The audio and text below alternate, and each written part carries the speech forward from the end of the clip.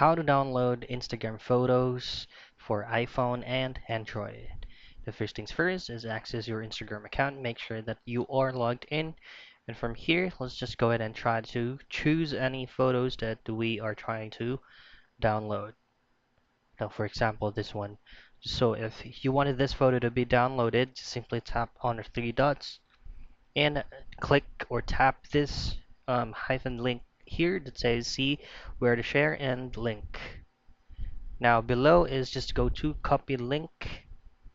Now once the link is copied, pull up any web browser from your mobile device like a Google Chrome and head to this website right here called instaoffline.net, and just have to paste the link from Instagram that you have copied.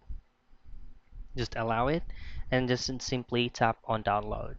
So that's it. That's how very fast, quick, and basic you can download photos on Instagram for Android and iPhone.